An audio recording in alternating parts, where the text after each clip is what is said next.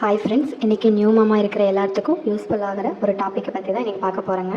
என்ன பார்க்க போகிறேன்னா, பேபியோட வெயிட் கெயின், அதாவது நியூ பார்ன் பேபியோட வெயிட் கெயின் பற்றி தான் பார்க்க போகிறேங்க. பர்சனலி நான் என்ன ஃபாலோ பண்ணணும் என்னோடய பாப்பாவுக்கு, அதை தான் உங்கள்கிட்ட ஷேர் பண்ணிக்க போகிறேன். ஒரு 5 பாயிண்ட்ஸ் பார்க்கலாங்க. பேபியோட வெயிட் கெயின் தான். நம்ம பாப்பா வந்து ஒரு பாப்பா 200 இருந்தாங்க, இன்னொரு பாப்பா 1920 இருந்தாங்க. அதாவது லோ வெயிட் பேபிங்க 2 பாப்பாவுமே. ஃபஸ்ட்டு டிப்புங்க, டாக்டர் சொன்ன டிப்ஸ் தாங்க.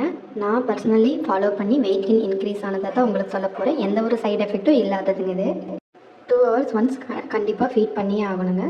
கண்டிப்பாக ஒரு சில பேபி வந்து 3 hours கூட தூங்குவாங்க. பட் நம்ம வந்து 2 hours ஒன்ஸ் எழுப்பிடணும். எப்படின்னா, ஜென்டலாக காதுக்கு பின்னாடி லைட்டாக சொரிகிற மாதிரி, இல்லை கன்னத்தில் எப்படி தேய்க்கிற மாதிரி அப்படி பண்ணும்போது பாப்பா எந்திரிச்சிருவாங்க. எந்திரிச்சு நம்ம ஃபீட் பண்ணலாங்க.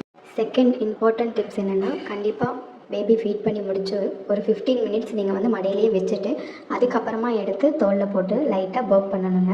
பர்ப் பண்ணுறது கண்டிப்பாக எல்லா மாமுக்கும் தெரிஞ்ச விஷயந்தான். இருந்தாலும் இதில் என்ன சீக்ரெட்னா, நம்ம 15 minutes நம்ம மடியிலேயே ஃபீட் பண்ணி முடிச்சதுக்கப்புறம் படுக்க வச்சுட்டு அதுக்கப்புறம் எடுத்து பர்ப் பண்ணுறோம்ல, அதுதான் முக்கியமான டிப்ஸ் அண்ட் சீக்ரெட்டும் கூட. பண்ண உடனே பேபியை தூக்கி பர்ப் பண்ணிங்கன்னா கண்டிப்பாக வந்து அவங்க வந்து வாமிட் மாதிரியோ இல்லை ரிட்டன் எது கதைக்கிற மாதிரியோ பண்ணிடுவாங்க. அதனால் இந்த டிப்ஸை கண்டிப்பாக ஃபாலோ பண்ணுங்கள். வெயிட் கெயின் கண்டிப்பாக ஆகும்.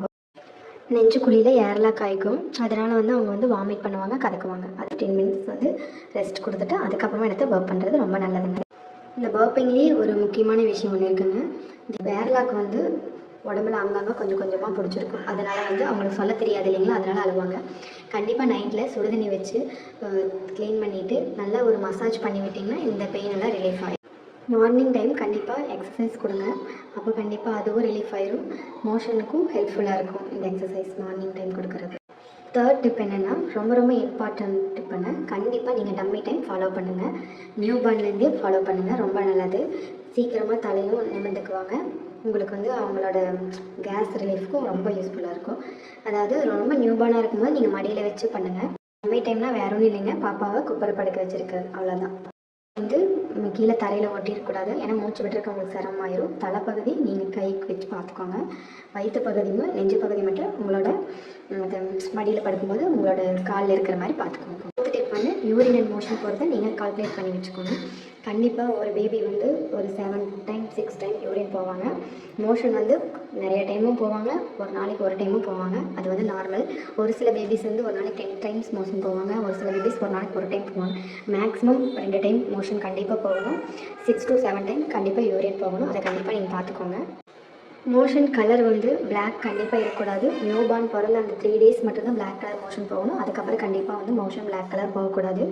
அதே மாதிரி நீங்கள் லைட் க்ரீன் ஷேடு மாதிரி போனாலே நீங்கள் டாக்டர் ஒரு வாட்டி பார்த்துக்கோங்க. பிளாக் கலர் போனோன்னா கண்டிப்பாக டாக்டர் பார்த்தே ஆகணுங்க. பேபியோட ஸ்லீப் ரொட்டீன் கண்டிப்பாக நீங்கள் பார்த்துக்கணும். அதாவது நியூ பார்ன் பேபி வந்து 16 to 17 hours கண்டிப்பாக ஸ்லீப் பண்ணுவாங்க. நம்ம பேபி வந்து ஒரு 15 hours ஸ்லீப் பண்ணாங்க. ஏன்னா ட்வின் பேபிங்கிறதுனால ஒரு ஆளால் தான் இன்னொரு ஆள் டக்குன்னு அழுத எழுந்திரிச்சுக்குவாங்க. அதனால் 15 hours ஸ்லீப் பண்ணாங்க. அந்தளவுக்கு தூங்குறாங்களோ அந்தளவுக்கு ஹெல்த்தியாக இருப்பாங்க. அதனால் கண்டிப்பாக டெய்லி சுடுதண்ணி வச்சு குளிக்க வச்சுட்டு நைட்டில் வந்து சுடுதண்ணி வச்சு க்ளீன் பண்ணி விட்டு தூங்க வைங்க. நாய்ஸ் வந்து ரொம்ப சவுண்டே இல்லாத அளவுக்கு வச்சுக்கோங்க. ஒயிட் நாய்ஸ் பண்ண நீங்கள் ட்ரை பண்ணிக்கோங்க. கொஞ்சம் சவுண்ட் கம்மியாக வச்சு ட்ரை பண்ணுங்கள். கண்டிப்பாக நல்லா தூங்குவாங்க. அதுக்கப்புறம் இந்த டிப்ஸ் எல்லாம் ஃபாலோ பண்ணிங்கனாலே ஸ்லீப்பிங் கண்டிப்பாக கரெக்டாக இருக்கும். டிம் லைட் யூஸ் பண்ணுங்கள், ரொம்ப பிரைட்டான லைட் யூஸ் பண்ணாதீங்க. அவங்க ஸ்லீப் டிஸ்டர்ப் இல்லாமல் நல்லா தூங்குவாங்க. மார்னிங் வந்து நீங்கள் கால்குலேட் பண்ணிக்கலாம். அதாவது மார்னிங் வேக்கப் ஆகுறாங்கல்ல, அப்போ வந்து கொஞ்சம் நேரம் கழிச்சிட்டு எல்லாம் ஃப்ரெஷ்ஷாக குளிச்சு முடிச்சு ஃபீட் பண்ணிவிட்டு தூங்க வைங்க. அதுக்கப்புறம் மதியம் ஒரு வாட்டி ஃப்ரெஷ்ஷாக எல்லாம் க்ளீன் பண்ணிவிட்டு மறுபடியும் ஃபீட் பண்ணிவிட்டு தூங்குவீங்க. இந்த மாதிரி 2 hours ஒன்ஸ் ஃபீட் பண்ணுங்கள். ரிலேட்டிவ் யாராவது வந்தால் உடனே பேபி எடுத்துகிட்டு வர வேண்டாங்க. ஸ்லீப்பிங்கில் இருந்தாங்க கண்டிப்பாக டிஸ்டர்ப் பண்ணக்கூடாது லோ வெயிட் பேபியை. அவங்களுக்கு முக்கியம் வந்து கண்டிப்பாக ஃபீடிங் டைமும் ஸ்லீப்பிங் டைமும் வந்து அவங்களோட வெயிட் கெயினுக்கு ரொம்ப இம்பார்ட்டன்ட். அதனால் நீங்கள் ரிலேட்டிவ் வந்தாங்கன்னா பேபி லைட்டாக ஜென்டலாக எழுப்பி பாருங்கள். எந்திரிக்கிறேன்னா இன்னொரு நாள் கூட பார்த்துக்கலாம், ஒரு ப்ராப்ளமும் கிடையாதுங்க. கண்டிப்பாக லோ வெயிட் பேபியை நம்ம கன்சிடர் பண்ணியே ஆகணுங்க. அதனால தான் சொல்கிறோம். அவங்க ஃபீடிங்கில் ப்ராப்ளம்னா பேபியோட வெயிட்டில் ரிஃப்ளெக்ட் ஆகும். அதனால் நம்ம சாப்பிட்ற ஃபுட்டில் அதிகமான வாட்டர் கண்டென்ட் இருக்கும், அதிகமாக இருக்கணும். இது அம்மாவுக்கு ரொம்ப நல்லது. ஃபஸ்ட்டு நட்ஸ் அதிகமாக சேர்த்துக்கணும். வெயிட் கெயினுக்கு ரொம்ப யூஸ்ஃபுல்லாக இருக்கும். அதனால் நீங்கள் சாப்பிட்ற எல்லா ஃபுட்லேயுமே இன்க்ளூட் பண்ணிக்கோங்க. நியூ மாம் அல்லது ப்ரெக்னென்சி உமன் பார்க்குறீங்கன்னா கண்டிப்பாக இந்த வீடியோ உங்களுக்கு ரொம்ப யூஸ்ஃபுல்லாக இருக்கும்.